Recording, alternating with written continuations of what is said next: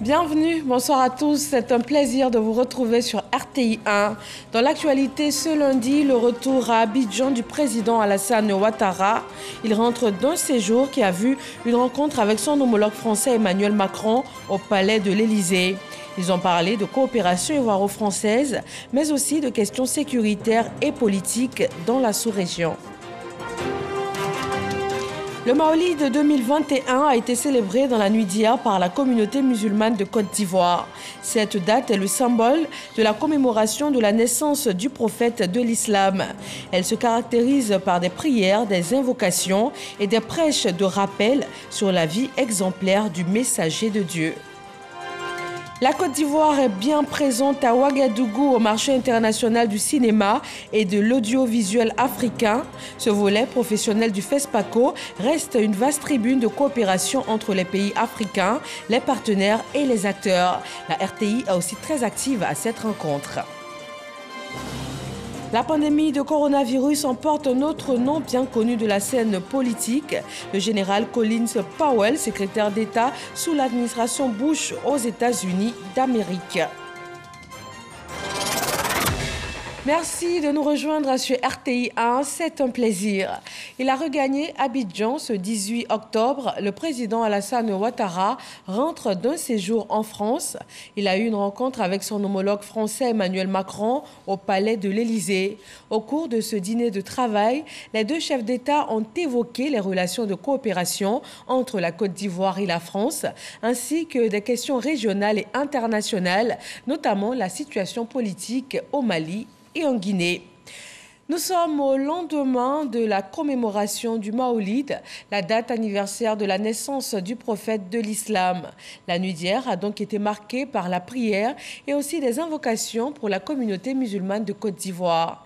Lors de la célébration officielle à la grande mosquée de la Riviera Golf, le président du COSIM a invité les musulmans à avoir un comportement exemplaire et à être des hommes et des femmes de probité. Isaïo.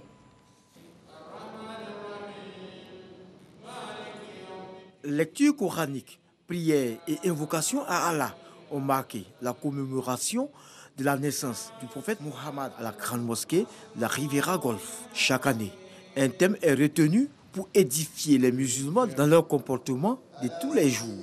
Pour cette édition, l'imam Aboubakar Diaby, à travers la thématique « La place de la discipline dans la construction d'une société équilibrée », a demandé aux fidèles musulmans d'être des hommes disciplinés dans leur domaine d'activité. Si nous sommes en groupe et que nous ne sommes pas organisés, nous ne serons jamais une société équilibrée. Si nous sommes en groupe, que nous sommes organisés, mais l'organisation n'a pas atteint jusqu'au respect des règles que nous nous sommes fixées, nous ne serons pas une société équilibrée. Chacun doit jouer son rôle afin d'aboutir à cela. En sa qualité de guide suprême de la religion musulmane en Côte d'Ivoire, le cheikh Ayman Ousmane Diakité, président du Conseil supérieur des imams, des mosquées et des affaires islamiques, emboîtant le pas aux conférenciers, est revenu sur les valeurs de probité morale que doit avoir tout musulman dans l'accomplissement de ses tâches quotidiennes. Pour ce faire, il exhorte ses fidèles à tourner le dos à la corruption, les encourage à respecter les mesures barrières contre la Covid-19 et à se faire recenser. Dans le cadre de la lutte contre la maladie à coronavirus, je voudrais exhorter tous et chacun à s'approprier la gravité de cette pandémie, fidèle à notre souci de moralisation des mœurs dans notre société, et notamment dans ces aspects liés à la corruption sous toutes ses formes. Nous profitons de l'occasion de la thématique de ce jour pour exprimer à son Excellence, Monsieur le Président de la République, Al-Hajj Alassane Ouattara, notre soutien total dans les actes qu'il pose allant dans ce sens en général, mais aussi et surtout dans ce qu'il est convenu dorénavant d'appeler l'opération main propre en particulier. Notre souhait est de voir ces actions salutaires s'installer dans la durée afin de produire les résultats escomptés. Le ministre d'État, ministre de la Défense, Téné Birahima Ouattara, a représenté le président de la République, El Hadj Alassane Ouattara, à cette cérémonie importante pour la communauté musulmane. Il était accompagné par le ministre de l'Intérieur et de la Sécurité, Vagondo Djomandé, qui délivre le message du chef de l'État. Le président de la République, par ma voix, voudrait profiter du caractère solennel de cette cérémonie pour exhorter vivement tous les fidèles musulmans vivant sur toute l'étendue du territoire national ivoirien à s'inscrire résolument dans la noble et salutaire voie d'un islam de tolérance et d'acceptation des différences. Face aux menaces terroristes et aux attaques des djihadistes, fossoyeurs de la paix, mais aussi fossoyeurs de l'islam, nous avons le devoir de conjuguer nos efforts en vue de combattre cet ennemi commun et garantir ainsi la stabilité politique, sans laquelle aucun développement ne serait possible. La Côte d'Ivoire a toujours été un havre de paix. Il est de la responsabilité de chacun de nous, où qu'il se trouve, quelle que soit sa place dans la société, de contribuer du mieux qu'il peut à la préservation et à la consolidation de ce climat de paix et de sécurité.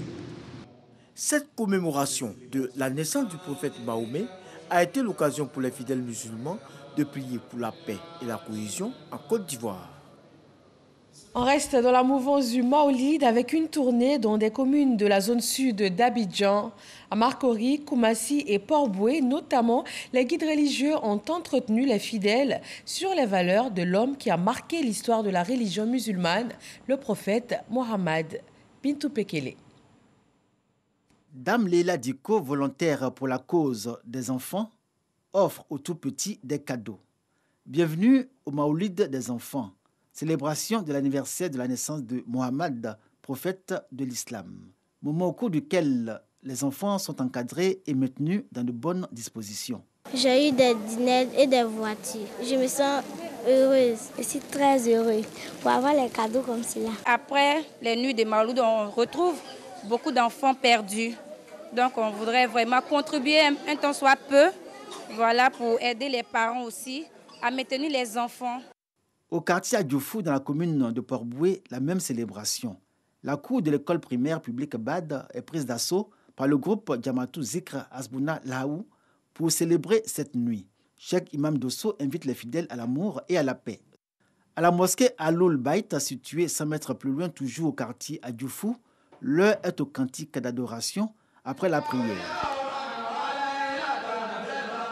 En face de la grande mosquée de Koumassi, Imam Konaté à Kokagbe, lui, prône les valeurs de l'islam.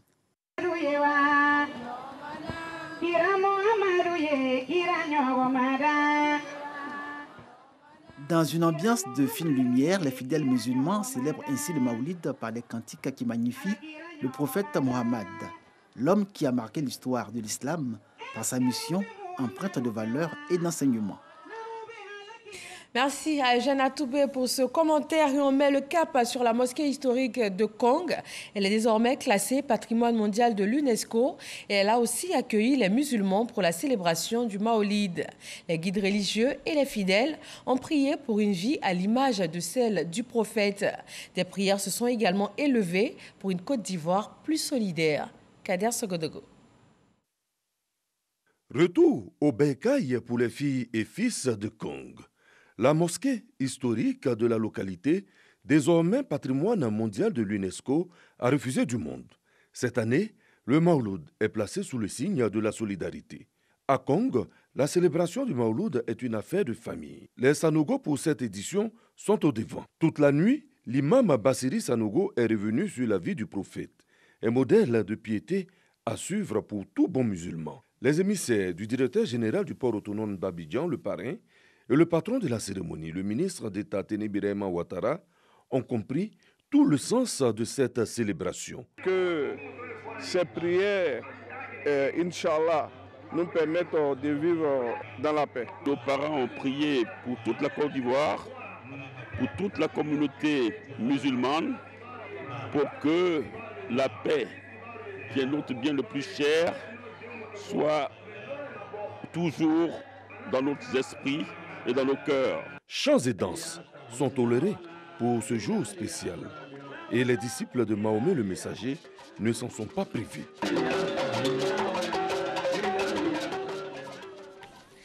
Et voilà pour clore ce chapitre religion consacré à la commémoration du Maolid hier 17 octobre en Côte d'Ivoire. Aujourd'hui, 18 octobre, une autre date importante est commémorée.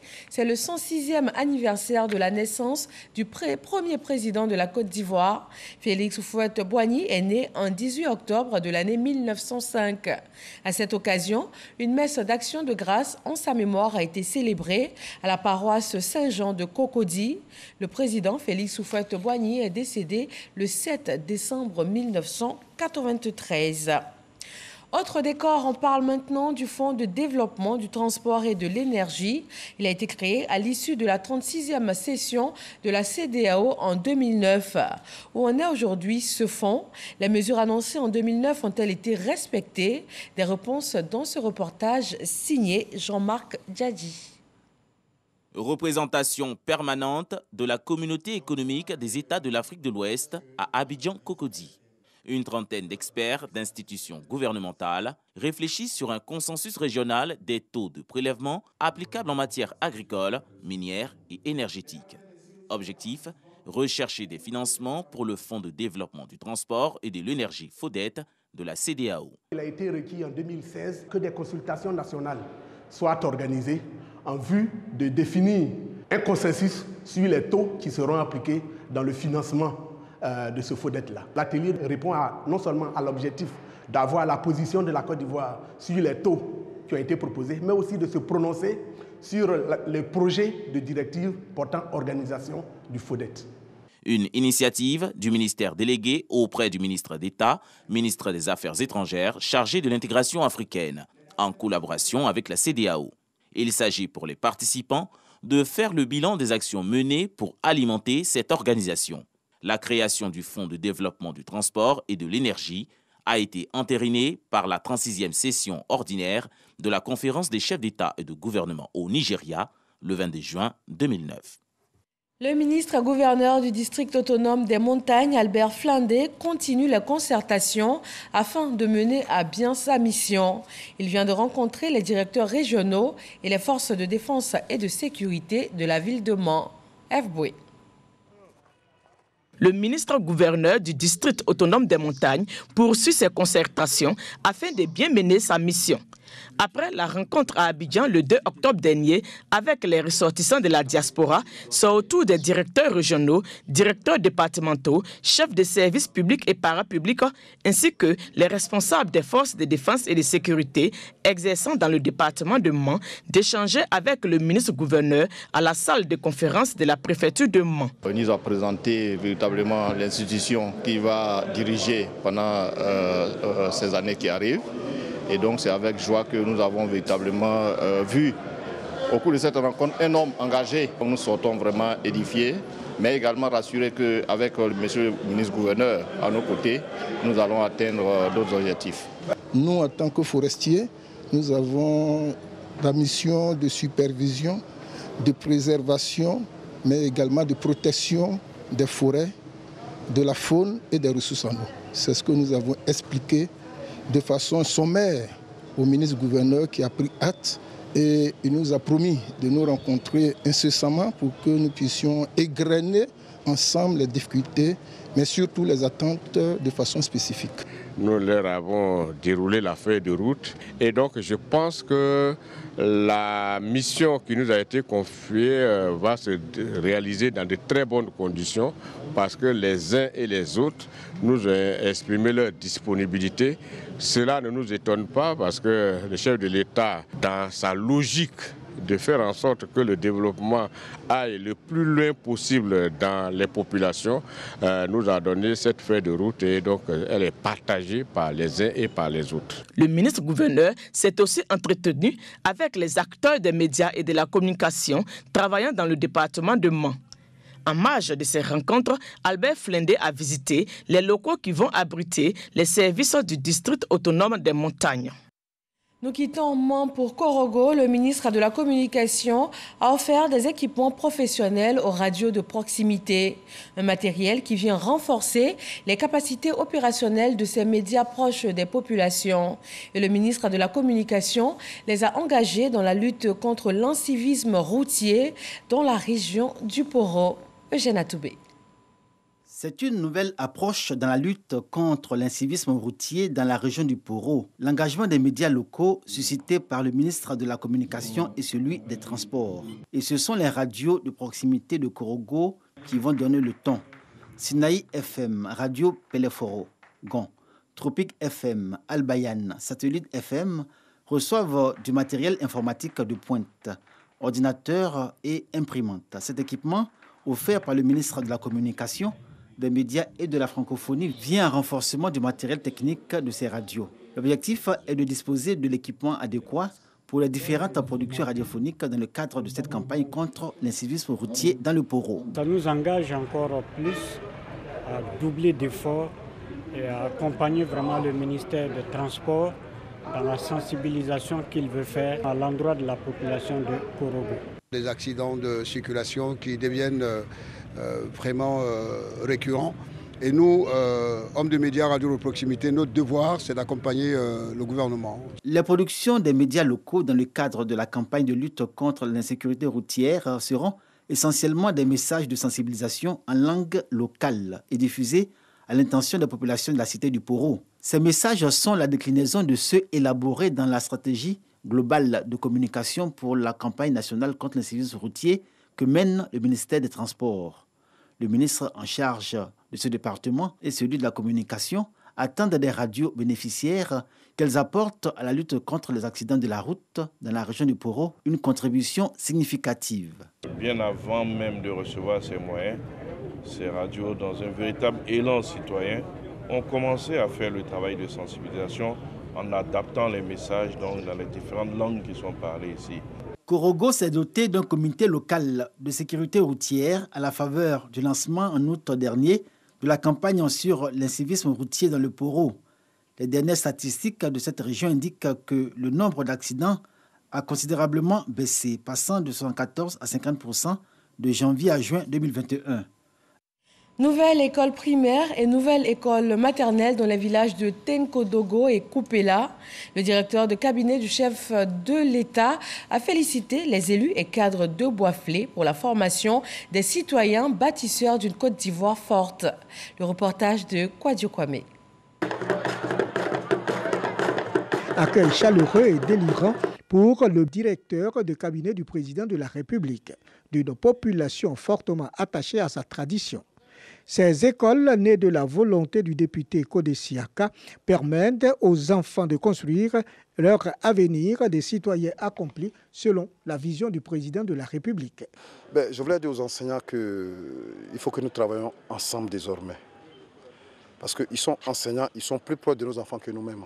Si nous sommes au courant de leurs soucis, en tant qu'élus, nous pouvons intervenir auprès des autorités pour pouvoir effectivement les aider comme nous venons de le faire. Je ne fais que saluer toujours le chef de l'État, son Excellence Alassane Ouattara. Dans un élan de fierté et de reconnaissance, le président du Conseil régional rappelle les actions du président Alassane Ouattara au profit de la Baraoui. 61 écoles primaires et 27 collèges de proximité et des tables bancs. Satisfaction d'un des responsables bénéficiaires de ces nouveaux locaux. Depuis pratiquement 5 années, nous sommes dans ces périodes. Nous allons faire mains et pieds pour que vraiment ce joyau-là soit vraiment utilisé en bon escient, pour développer vraiment une école de qualité au niveau de Boisflé. Pour Fidèle Sarasoro, la présente cérémonie célèbre la solidarité afin d'éclore le potentiel des génies des apprenants au service de la Côte d'Ivoire de demain.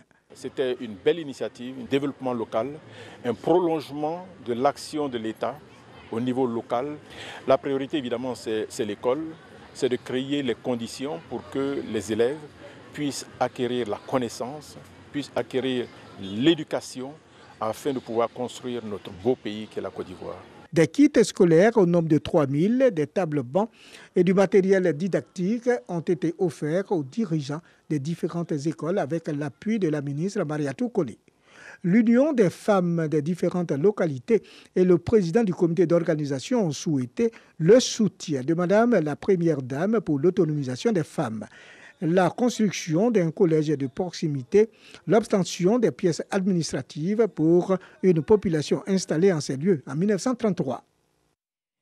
Et l'ambassade du Japon s'inscrit également dans cet élan d'appui à l'éducation. Il vient d'équiper le lycée Hachi Jérôme de Grand-Akousin dans la région de Lamé du matériel scientifique et des laboratoires pour les travaux pratiques. Des dons qui sont le fruit de la bonne coopération entre la Côte d'Ivoire et le Japon. Franck Quadio. Des salles spécialisées et un préau pour le collège moderne Hachi Jérôme de Grand-Akousin Andé dans la sous-préfecture d'Agou.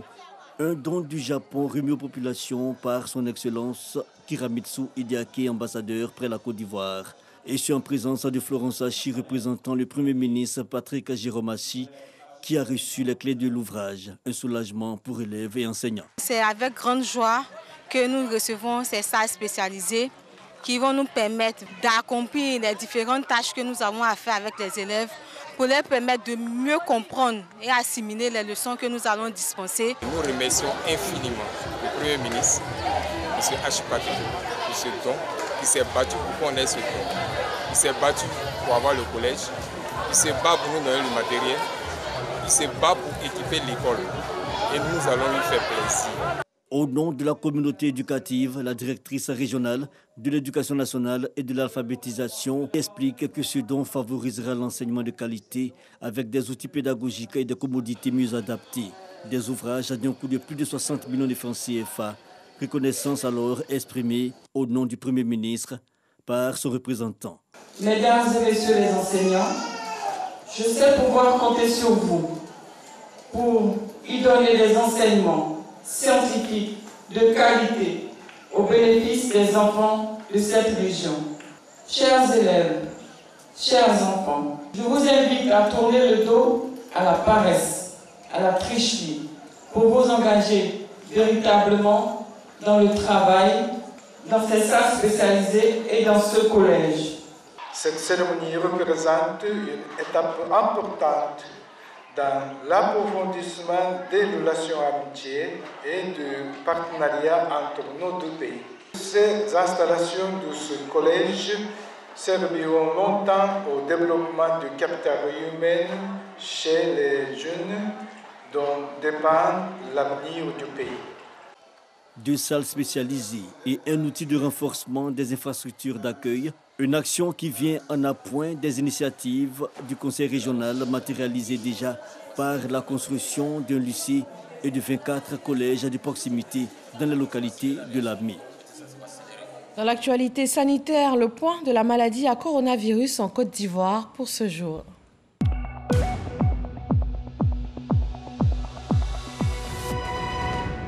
Le ministère de la Santé compte aujourd'hui 18 octobre 34 nouveaux cas de Covid-19, 88 personnes déclarées guéries et 3 décès. En termes de vaccination, 2 905 679 doses ont été administrées. Ailleurs dans le monde, le coronavirus continue de faire des victimes. Aux États-Unis, la pandémie emporte un autre nom bien connu de la scène politique, le général Colin Powell, secrétaire d'État sous l'administration Bush. Le président américain Joe Biden a déclaré que Colin Powell représentait les idéaux les plus élevés de la diplomatie et de l'armée. Dans l'arène politique ivoirienne, le PDCI-RDA célèbre ses 75 ans. Le 3e colloque du Parti démocratique de Côte d'Ivoire a clôturé la commémoration de cet anniversaire tenu sur fond de reconquête du pouvoir en 2025. Ahmed Traoré et Lansine Bakayoko. Remobiliser toutes les composantes du PDCI-RDA pour relever les défis qui attendent le parti. Impliquer et responsabiliser davantage les cadres compétents et les jeunes dynamiques dans les instances de décision du parti. Mettre en place des dispositifs stratégiques et novateurs en vue d'anticiper sur les événements et les enjeux du futur. Ce sont entre autres les objectifs que veut atteindre le PDCI-RDA pour reconquérir le pouvoir d'État en 2025.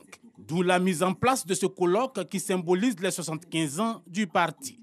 Le colloque des 75 ans du PDCI-RDA va rendre son rapport au président du PDCI RDA, son Excellence, M. Henri Konan Bédié. Ce rapport, Monsieur le Président, est le résultat d'un travail d'équipe et d'une volonté de tous ceux qui y ont participé de prendre l'engagement de porter à la victoire, à l'élection présidentielle de 2025, le PDCI RDA et de pérenniser ainsi ce grand outil de lutte pacifique. Le PDCI RDA envisage également de continuer sans relâche les efforts en vue de créer les conditions d'un climat politique apaisé, propice à la réconciliation nationale et au renforcement de la cohésion sociale. Le PDCI RDA, parti d'avant-garde, a l'impérieux devoir de se donner les moyens d'approfondir les conditions de ce projet de réconciliation inclusif. C'est pourquoi je prendrai dès cette semaine une décision portant nomination à mon cabinet d'un conseiller spécial en charge de la question de la réconciliation, question d'une extrême importance. Pour rappel, le colloque des 75 ans du parti a été précédé de séminaires éclatés sur toute l'étendue du territoire. Le PDCI RDA est le plus ancien parti du continent après l'ANC de l'Afrique du Sud. À la fin des travaux, le président Bédié a reçu le prix suprême du bélier du PDCI RDA. Les rencontres de diplomatie culinaire, une première édition pour mettre en exergue le cacao ivoirien et ses dérivés, des artisans chocolatiers, des chefs cuisiniers ivoiriens, français et également marocains ont manié avec délicatesse ce produit. Franck Quadio. Le cacao ivoirien présent aux rencontres diplomatie culinaire, première édition à Paris en France. Cette plateforme culturelle entre la France et le Maroc est un creuset d'échanges autour de la gastronomie. La Côte d'Ivoire a toute sa place, sachant les relations avec le Maroc qui sont de très bonnes relations justement. Et l'idée c'était aussi de faire venir d'autres artisans et notamment le cacao de Côte d'Ivoire. Pour cette année, l'association Les Amis de San Pedro, ONG qui fait la promotion du cacao ivoirien et de ses dérivés dans l'Hexagone, anime un stand. Boissons, épices, marinage de produits validés par le Conseil du café et cacao. Les visiteurs, à l'image de l'ambassadeur du Maroc en France, sont conquis. Qui nous a parlé du commerce équitable, qui nous a demandé que la Côte d'Ivoire ferait mieux de transformer ses produits sur place pour mieux les valoriser, chose que nous avons compris. Je pense que nos autorités le comprendront bien.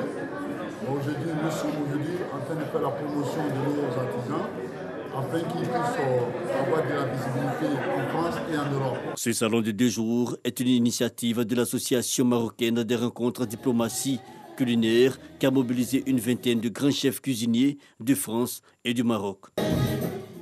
Une autre rencontre internationale, le marché international du cinéma et de l'audiovisuel africain qui s'est ouvert au siège du FESPACO. C'est le volet professionnel du FESPACO avec une vaste tribune de coopération entre les pays africains, les partenaires et les acteurs présents à Ouagadougou. La Côte d'Ivoire y participe activement. Serge Koléa et Ambroise Asséman, envoyés spéciaux de la RTI à Ouagadougou.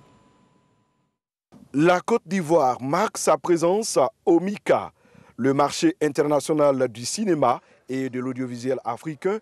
À sa 20e édition, cette année se présente comme un rendez-vous incontournable de cette biennale du 7e art. La RTI et son directeur général Fosseni Dambélé occupent une place de choix sur ce marché. Avec RTI Production Distribution, nous avons quelques milliers d'heures de films. Et donc nous sommes là pour offrir aux télévisions francophones et d'ailleurs, n'est-ce pas, la richesse de notre catalogue. Également rencontrer les professionnels du secteur pour échanger et nouer des partenariats. Et donc nous sommes là également pour soutenir, n'est-ce pas, nos réalisateurs qui sont nominés et nous croisons les doigts pour avoir des prix. Mais vous savez, les prix, les jurys, c'est toujours bon, mais ce n'est pas uniquement ça. L'essentiel, c'est la qualité de la production, c'est l'accueil du public. Et nous savons qu'avec nos professionnels, nous avons fait du bon travail. Le MICA, c'est le visage professionnel du FESPACO qui offre des rencontres, des partages d'expériences, des espaces B2B. Nous sommes là pour réchauffer les partenariats, pour réchauffer le contact, toucher le monde artistique, les experts du monde artistique, les professionnels, de sorte que nous puissions les inviter à la prochaine édition du Massa. L'une des raisons fondamentales de notre présence ici et que Madame le ministre a souhaité vivement, c'était que nous puissions relancer cette coopération avec le bureau burkinabé du droit d'auteur pour que nos artistes, leurs droits soient pris en compte au niveau du Burkina en matière de cinéma, mais également en matière des autres arts. Dans cette optique de positionnement, la ministre de la Culture et de l'Industrie des Arts et du Spectacle, Arlette Badou-Nguessan, a visité plusieurs stands. Elle y a échangé avec des personnalités, notamment la ministre française Moreno. J'envoie ce message de fraternité de la France qui est véritablement dans cette ambition d'écrire un nouveau chapitre de notre relation avec le continent africain, avec le Burkina, avec la Côte d'Ivoire et tous ces pays avec lesquels nous avons tellement d'histoires en commun et un destin commun. Arlette Badou-Nguessan a aussi apporté le soutien du ministère aux cinéastes ivoiriens sélectionnés à cette 27e édition du FESPACO. Nous avons pu leur donner quelques subventions pour leur participation au FESPACO. J'indique qu'il y a 9 films ivoiriens qui sont en compétition pour cette année et nous espérons repartir d'ici avec le maximum de trophées parce que la Côte d'Ivoire est somme toute un pays du cinéma. Le MICA se tient au siège du FESPACO avec un espace dédié aux projections de films. Et c'est la fin de ce 20h, mais restez sur RTI 1. Dans quelques minutes, votre programme, la Côte d'Ivoire en marche. La rentrée unique dans les universités et grandes écoles est ce soir au cœur de ce magazine d'information. Quelles sont les dispositions prises pour l'effectivité de cette nouveauté? Les étudiants sont-ils préparés? Les infrastructures sont-elles prêtes? Delphine Blas sera chez vous pour répondre à ces questions essentielles. Bonsoir à tous et bonne reprise demain mardi.